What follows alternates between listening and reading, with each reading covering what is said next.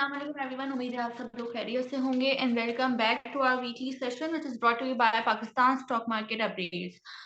नाज़रीन, अगर आप लोग भी हम स्टॉक मार्केट में अपना काम खुलवाना चाहते हैं या रिसर्च के हवाले से आप लोगों को गाइडेंस चाहिए तो उसके लिए आप लोगों को नीचे दिए हुए नंबर पर कॉन्टैक्ट करना होगा। इसके साथ साथ अगर आप लोग इन डेली लाइव सेशन को ज्वाइन करना चाहते हैं तो आप लोग हमारा प्रीमियम ग्रुप ज्वाइन करना होगा। सेकेंडली, अगर संडे का सेशन आप लोग ज्वाइन करना चाहते हैं जो कि मोहम्मद रिजवान के साथ होता है तो उसके लिए आप लोगों को हमारे open groups mean free groups join करने होंगे और दोनों जो है वो ग्रुप के लिंक्स डिस्क्रिप्शन में मेंशन होंगे। तो मूविंग टुवर्ड द सेशन, आज हमारे साथ फैसल शाजी मौजूद हैं and he is capital market expert. तो आइए हम वेलकम करते हैं। अस्सलाम वालेकुम सर, हाउ आर यू? जी आई एम फाइन। आप ठीक हैं? सही से।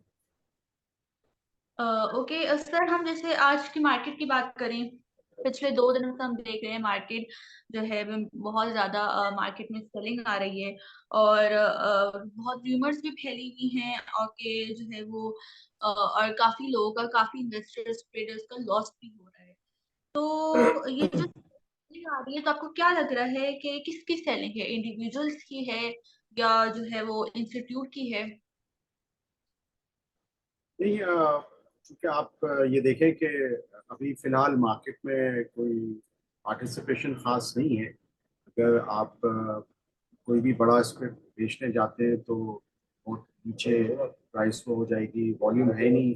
बल्कि सुबह मैं देख रहा था 11-12 बजे तक तो KC30 के अंदर खाली 1 करोड़ शेयर का काम हुआ हुआ था। अगर आप आपको 30 जो बेस्ट KC30 के जो स्टॉक्स हैं, तो इस तरह देखा जाए तो कोई ऐसी पार्टिसिपेशन अभी नहीं है।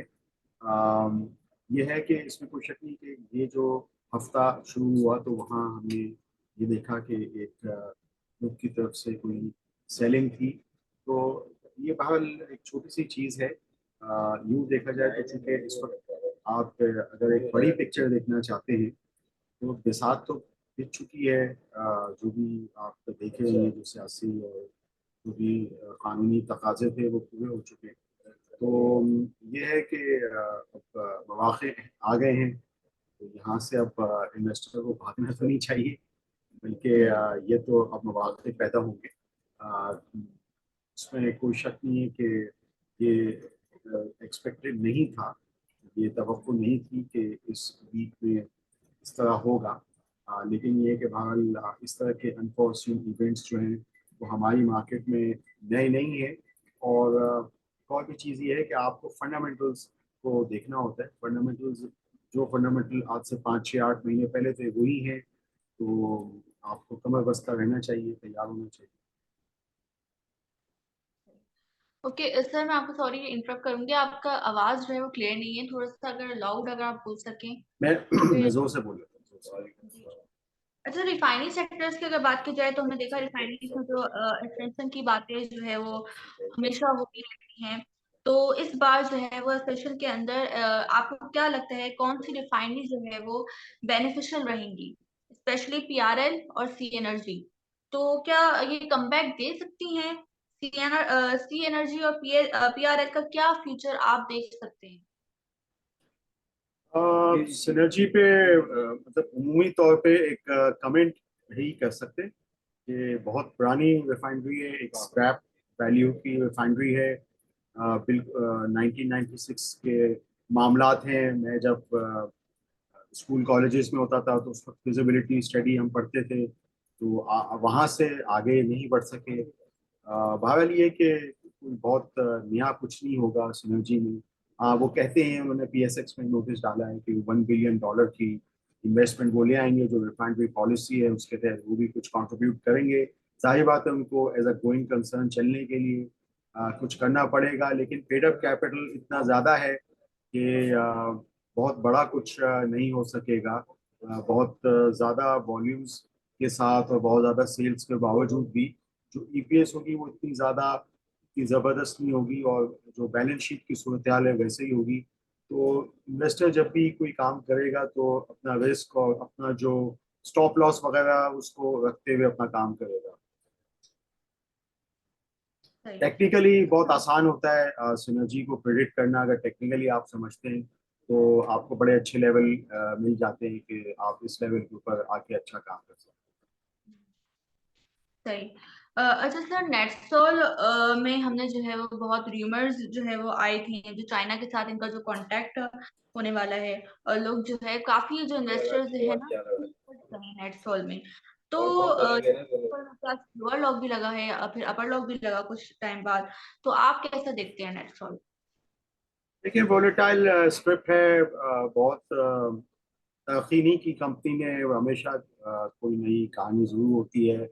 अभी तक वो हमें क्लाउड कंप्यूटिंग के बारे में नहीं पता चल सका, और उसके बाद ये कि जो इनके दुबई या अम्मान के अंदर जो होना था वो सारी चीज़ें हनूज बाकी हैं, पिक्चर अभी बाकी है। तो इनकी प्रेजेंस अब चली गई है, इंडोनेशिया, चाइना, बीजिंग वगैरह में है, इसमें कोई शक नहीं है। लंदन में भी है। बकिया ये कि जो आप ओवरऑल रेवेन्यू की बात करें तो काफ़ी सालों से वही हैं रेवेन्यूज, और बहुत सालों से वही हैं अर्निंग्स। तो बल्कि हम तो काफ़ी उनसे डिविडेंड का पूछते रहते हैं, लेकिन आज तक वो मतलब चीज़ें नहीं होती। तो ये कि एक लिमिटेड रेंज के अंदर पहले ही 96 वगैरह के ऊपर एक अच्छा आया था, तो एक अच्छा ये एक दे चुका है रैली। तो अब यहाँ पे थोड़ा सा मैं समझता हूँ कि अगर आपको एमएससीडी वीकली पे अच्छा लगता है या एमएससीडी मंथली पे अच्छा लगता है, तभी आप किसी स्क्रिप्ट में काम करें, चाहे वो सिनर्जी हो या चाहे वो नेट्स हो। सही। अच्छा सर, ये जो इन्वेस्टर्स जो है वो मार्केट में काम करते हैं और स्टॉप लॉस करके जो है वो आज एग्जिट, एक दो दो दिन पहले से जो ये सिचुएशन चल रही है, अगर स्टॉप लॉस करके जो ये एग्जिट हो गए तो आज जो है वो दोबारा एंटर नहीं हो सके। तो ये इतना बड़ा लॉस हुआ इन्वेस्टर्स को भी और स्टॉक मार्केट को भी। तो सर आप क्या समझते हैं, who is responsible for this? क्योंकि ये जो अब ट्रेडर्स हैं ये तो अब रमजान के बाद ही एंटर होंगे, अब उससे पहले एंटर होने का नहीं सोच सकते। तो अब क्या, अब वॉल्यूम भी बहुत कम हो गया है मार्केट में इन्वेस्टर्स का, तो आप क्या समझते हैं, हु इज रिस्पॉन्सिबल? नहीं, इस पे रिस्पॉन्सिबल तो किसी को क्या ठहराएं और उसमें क्या होगा, आप बहुत बेहतर जानती हैं। लेकिन इसमें ये है कि इस तरह की सूरत हाल में जरूरी नहीं होता कि आप स्टॉप लॉस जो है वो लगाएं, क्योंकि ये बात तो समझ में सबको आ रही थी कि जब आप मंडे को आए थे तो हम सब तेजी में थे, क्योंकि जो भी जैसे कि हमने कहा कि एक सियासी बचाव दिख चुकी है, पार्लियामेंट आ चुकी है, और अब बहुत सारे फैसले हो रहे हैं, और उनके वजीर खजाना जो नए डिजिग्नेट हैं वो बहुत सारी बातें कर रहे हैं, जो कि काफ़ी फेवरेबल है मार्केट के लिए, पीआईए की प्राइवेटाइजेशन वगैरह।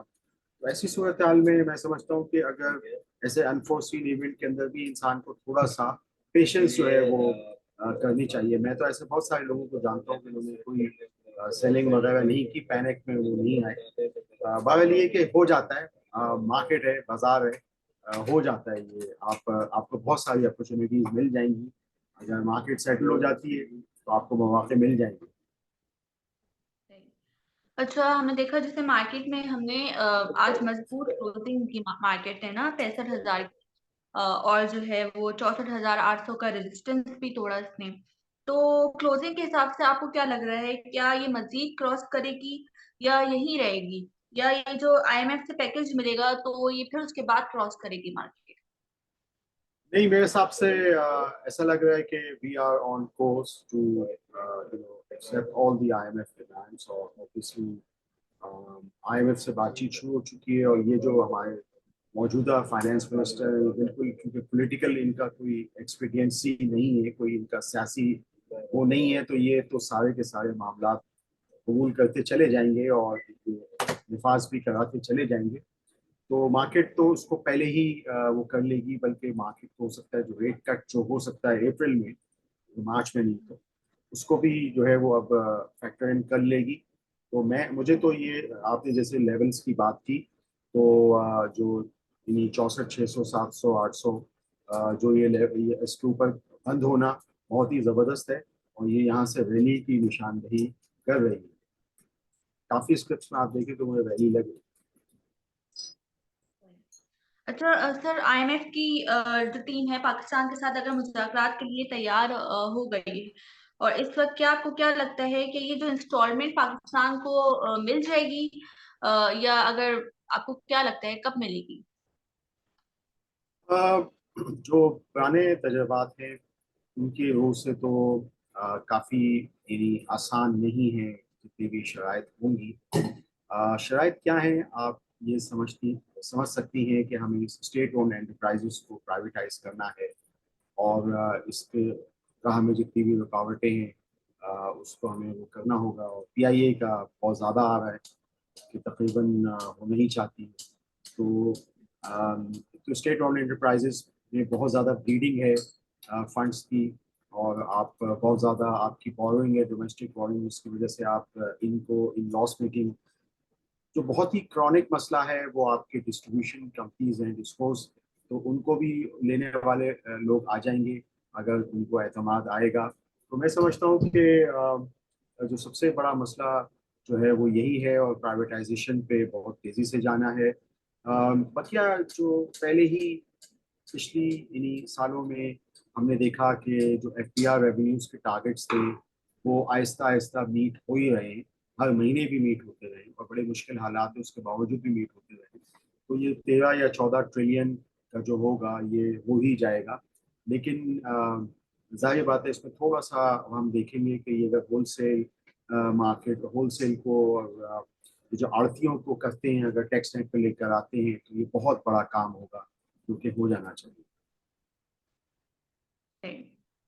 अच्छा, जैसे हमने देखा कि 2 दिन जो इतना खौफ फैला हुआ था मार्केट में रमजान के स्टार्टिंग में, तो बहुत ज्यादा हमने देखा लोगों ने, ट्रेडर्स ने काफी जो है वो नुकसान किया, उनका पोर्टफोलियो भी काफी नीचे चला गया। तो और जो है जो क्योंकि पोर्टफोलियो अगर नीचे चले जाता है तो फिर इसको रिकवर करना जो है वो मुश्किल हो जाता है। तो इसका क्या हल है, क्योंकि मार्केट की जो ब्यूटी होती है ट्रेडर्स ही होते हैं, और जो जो ट्रेडर्स के मार्केट के अंदर होते हैं यही मार्केट की ब्यूटी होती है। तो इस तरह सेलिंग आ जाना, फिर लोगों का पोर्टफोलियो इतना नीचे चले जाना, लोगों का इतना नुकसान हो जाता है। तो आपको क्या लगता है कि अब ये जो लॉस किया है ट्रेडर्स ने, तो ये किस तरह रिकवर करें इसको? देखिए, इसमें आपको अल्फा स्टॉक्स ही ढूंढने पड़ते हैं, और अब आपने देखा कि वापस बहुत सारे स्टॉक्स, मसलन जैसे कि साजगार जो रुक ही नहीं रहा था, तो वो वापस अपने कैसे लेवल पे आ गया है कि जहाँ से वही ट्रेडर्स उसमें अपॉर्चुनिटी बना सकते हैं। इसके अलावा जो गंधाराज हैं, यानी ऑटो की जितनी भी कंपनीज हैं उनमें वापस मौके बन सकते हैं। उसके अलावा दूसरी बहुत सारी कंपनियां हैं सीमेंट सेक्टर, क्योंकि हम देखेंगे कि जैसे पंजाब में भी अब एक हुकूमत है, और वो हो सकता है हाउसिंग वगैरह पे काफ़ी बातें हो रही हैं, गो के आगे इसमें एक बड़ी अच्छी बात की गई जो पीएसडीपी, वो प्राइवेट पब्लिक पार्टनरशिप से हो। तो मैं समझता हूँ कि कोई भी हुकूमत, और खुसूसन पंजाब में जो भी हुकूमत वो इंफ्रास्ट्रक्चर की बहाली के बगैर, उसके डेवलपमेंट के बगैर नहीं चल सकती। तो उसमें ये हमारी जितने भी इंफ्रास्ट्रक्चर स्टॉक्स हैं, जो कि सीमेंट्स हैं, स्टील्स हैं, गाड़ियां हैं, और ट्रक्स हैं, पेंट्स हैं, ग्लास हैं, वो सब के सब आप देखेंगे कि उनमें हरकत, मूवमेंट आना शुरू हो जाएगी। मोमेंटम वैसे ही आ चुका है मैं तो समझता हूँ। तो माँ सिवाय उन कंपनीज पे जिनको गैस की बड़ी हिट लग रही है, उसके अलावा मैं समझता हूँ कि अम, सब कंपनीज तकरीबन अब बहुत अच्छे। दूसरा ये कि वो जो ट्रेडर्स इनका आप जिक्र करें, उसमें ये SIFC के तहत भी बहुत सारी सरकारी कंपनियां भी हैं, और वो बहुत अच्छे तरीके से जानते हैं। और इसके अलावा कुछ प्राइवेट कंपनीज भी हैं जो कि जिनमें सऊदीज और इमराती अब इंटरेस्टेड होंगे। पहले ही जैसे हमने शेल वेल के नोटिस देखे हैं, और भी बहुत सारी कंपनीज रडार पे हैं। तो वो भी सब चीज़ें, मौके आपको मिलेंगे बहुत अच्छे तरीके से। तो इसमें कोई ऐसे घबराने की बात नहीं है, सब मार्केट का हिस्सा है, होता है। सही। जैसे पेल के बारे में अगर आप कुछ बताना चाहें, क्योंकि काफी लोगों का क्वेश्चन होता है पेल के बारे में, किस तरह जो है वो उसको देखना चाहिए।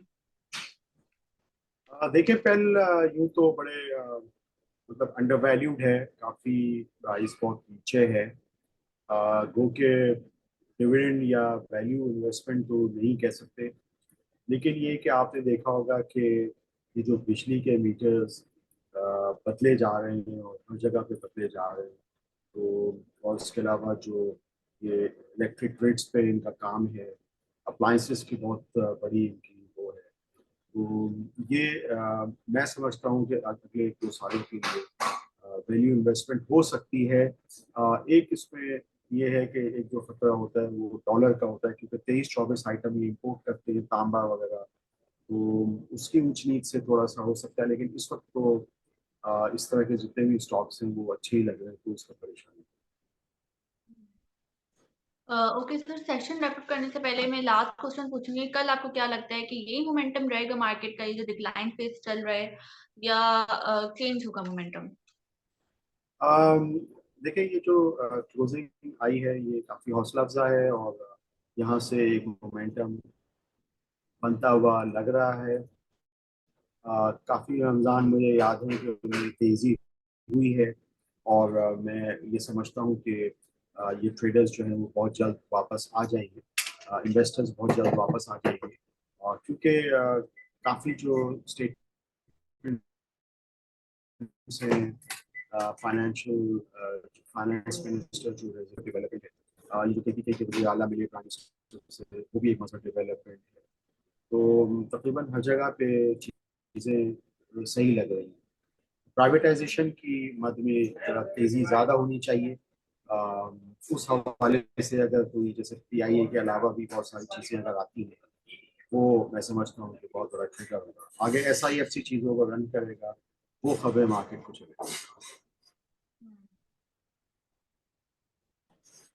अच्छा, आप कोई टिप देना चाहेंगे इन्वेस्टर्स को या हमारे नाजरीन को कि वो इस फेज में किस तरह जो है वो काम देखिए, करें? वैल्यू इन्वेस्टमेंट करें, और अल्फा स्टॉक्स ढूंढें। जैसे कि सुपर 7 की बात हो रही है, तो उसमें एक आप हबीब बैंक को भी शामिल कर सकते हैं। अपनी एनालिस्ट ब्रीफिंग्स में मजीद अपने डिविडेंड बढ़ाने का बोला है, और मामला बेहतर हो रहे हैं। नेम्स तो ऑलरेडी हैं। बैंकिंग सेक्टर, हुसन इस्लामिक बैंक बहुत अच्छे लेवल पे आ गए। ये जो 2-3 दिन जो बाजार टूटी है, तो ये मौके आपको बहुत अच्छे मिल रहे हैं। मैं समझता हूँ वैल्यू इन्वेस्टमेंट के लिए।